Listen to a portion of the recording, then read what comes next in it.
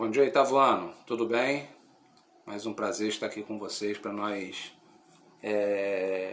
darmos início aí novamente ao nosso conteúdo de quarto bimestre, tá? Onde a gente vai estar, se eu não me engano, falando do capítulo 11, onde a gente vai falar de magnetismo, tá? Então, quando a gente fala de magnetismo, logo que vem na nossa cabeça são ímãs, tá? Que são os instrumentos aos quais, pode-se dizer assim, é desenvolvido tudo através do magnetismo. E durante a nossa aula a gente vai ver o magnetismo terrestre, vamos ver o magnetismo onde se diferencia assim, a imantização através do ímã e da Terra, como tudo isso aí se associa, beleza? Então isso aí está no capítulo 11 do nosso livro, no módulo 4, beleza? Então a gente inicia falando de magnetismo, tá? E magnetismo e campo magnético é o primeiro item que nós vamos vir aí, tá? Nosso conteúdo.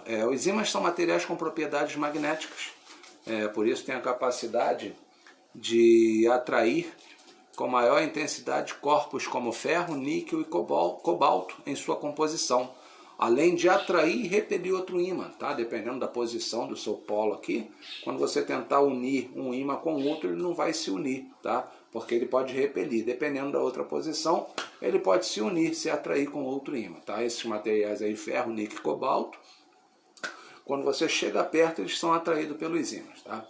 A força que um ímã exerce sobre um corpo metálico ou de dois ímãs entre si é chamado de força magnética, tá? Então, quando a força que esse ímã exerce assim, sobre um corpo metálico para atraí-lo sobre outro ímã, isso é chamado de força magnética, onde esse ímã atrai as estruturas a quais ele consegue ter esse poder de atração, tá? Existem os ímãs naturais, que são formados naturalmente, tá? Geralmente os ímãs naturais aí é formado com materiais como a magnetita, tá? E os ímãs artificiais, que são fabricados quando alguns metais passam por algum processo de imantação.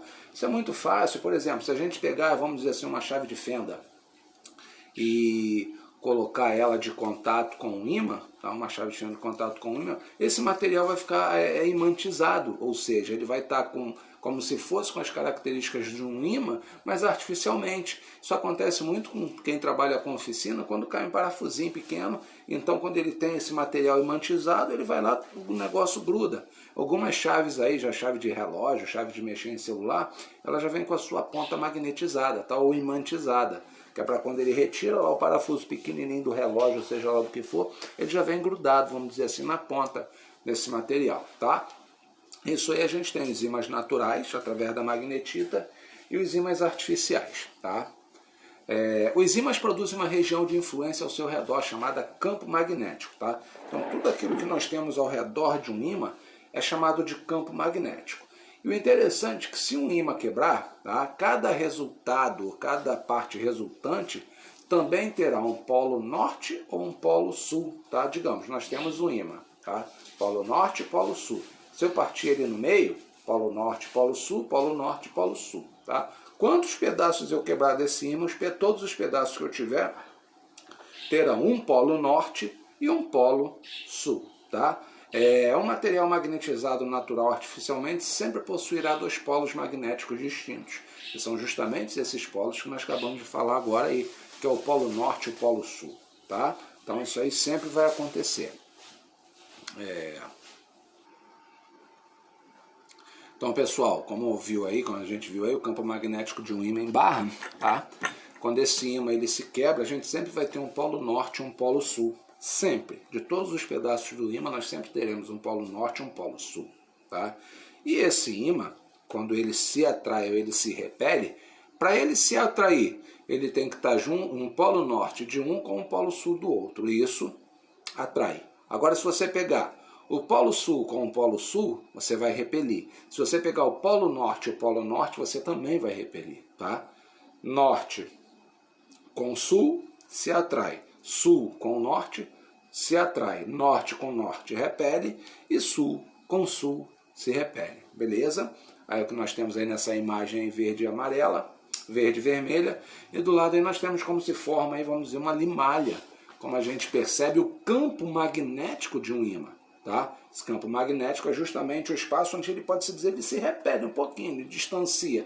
Repare que nessa imagem do lado aí nós temos aí o ímã, um monte de limalha em volta do ímã, um espaço em branco e em volta, pode-se dizer assim, as linhas do campo magnético. Tá? É justamente como acontece com a nossa Terra, aí para a gente ter a identificação mais ou menos da bússola. Tranquilo? Então é mais ou menos isso aí. Tá? E com isso a gente tem o campo magnético terrestre, ou magnetismo terrestre. E geralmente o instrumento que mostra para a gente esse magnetismo terrestre é a bússola, porque ela trabalha justamente ao contrário daquilo que é o magnetismo terrestre. Por exemplo, se na Terra você tem o polo sul geográfico, na bússola você vai ter o polo norte geográfico. Tá? Se na Terra você tem o polo norte geográfico, na bússola você vai ter o polo sul magnético. E assim sucessivamente, sempre, tá? Olha só, a bússola é um instrumento de orientação composto de uma agulha magnetizada que gira livremente ao redor de um eixo central com os pontos cardeais, tá?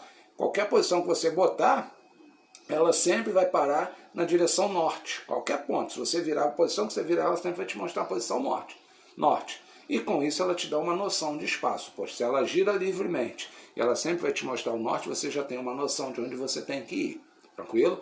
E o funcionamento da bússola é possível por causa da interação do campo magnético da agulha magnetizada e do campo magnético da Terra. É o que eu falei. Poxa, a agulha está no norte, então se aqui é o norte magnetizado, tá? Você vai ter o sul. Então, opa, vou ter que ir para o contrário. Beleza? Então é mais ou menos assim que se funciona uma bússola.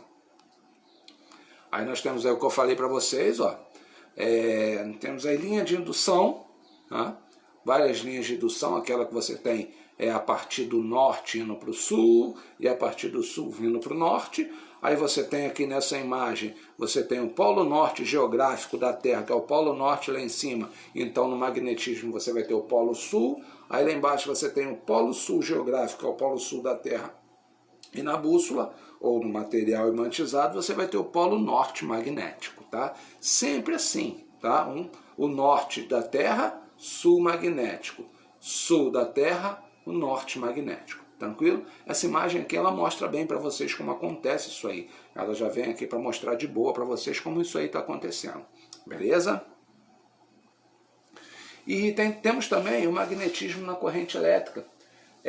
Pessoal, só antes de falar do magnetismo na corrente elétrica, algumas aves aí, tá? Por exemplo, como aqui tem o nome deles aqui, alguns pombos, eles quando eles voam, eles se ligam mais ou menos aí nesse lance aí do magnetismo terrestre, tá? Então eles, aí vamos dizer aqui, ó, em determinadas épocas do ano, alguns seres vivos migram de um local para o outro em busca de melhores condições de clima. Para se deslocar, esses animais possuem um mecanismo de orientação, olha que interessante, sem o qual eles poderiam se deslocar sem rumo.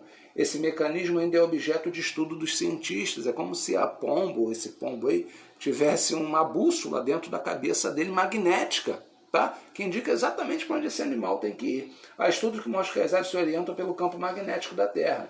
Em um desses estudos, ímãs foram colocados em pombos correios em dias nublados e ensolarados. E verificou-se que nos dias ensolarados, as aves conseguiam se orientar normalmente. Nos dias nublados elas ficaram desorientadas. Olha que interessante.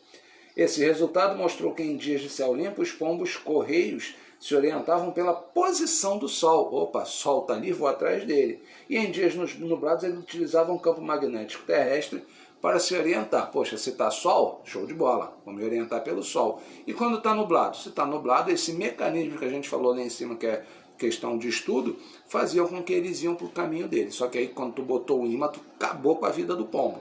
Tá? Magnetismo e corrente elétrica. Eletroímãs são utilizados em atividades que necessitam de propriedades magnéticas, como em usinas elétricas, guindastes, disjuntores e alto-falantes. Tá? Algumas linhas desses campos magnéticos, por exemplo, são fechadas e circulares. Tá? Vai ver na imagem ali que elas são fechadas e circulares. E com um fio condutor ao centro. Então você tem um fio condutor e em volta está passando essa linha dessa corrente eletromagnética, vamos dizer assim.